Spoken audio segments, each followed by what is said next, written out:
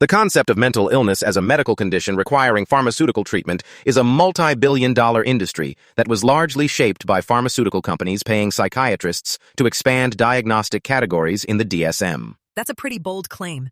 How can you back that up? Well, if you look at the history of the DSM, you'll see that many behaviors we now medicate were considered normal human variation just decades ago, and the expansion of diagnostic categories has led to a huge increase in pharmaceutical sales. But don't psychiatrists have our best interests at heart?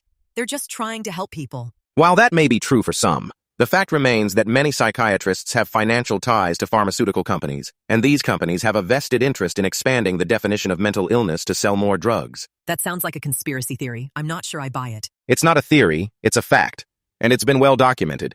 Pharmaceutical companies have paid millions of dollars to psychiatrists to promote their drugs and expand the definition of mental illness. But what about all the people who have been helped by pharmaceuticals?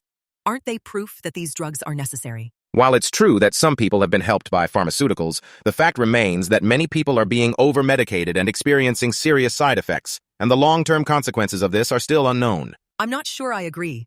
I think pharmaceuticals have been a game changer for many people. That may be true, but the fact remains that the pharmaceutical industry is a multi-billion-dollar industry that has a huge influence over the field of psychiatry, and this influence has led to the pathologization of normal human behavior. So you're saying that we're just making up mental illnesses to sell drugs? Essentially, yes, that's what's happening. And it's a very dangerous trend, because it's leading to the over-medication of millions of people, and it's undermining our ability to deal with the underlying social and economic causes of mental health problems. That's a pretty bleak view of the situation. I'm not sure I agree. I'm not trying to be bleak, I'm just trying to tell the truth. And the truth is that the pharmaceutical industry has a huge influence over the field of psychiatry, and this influence is leading to the over-medication of millions of people. Okay, I think I understand your point, but what's the alternative? The alternative is to take a more holistic approach to mental health, one that focuses on the underlying social and economic causes of mental health problems, rather than just treating the symptoms with drugs. That sounds like a good idea.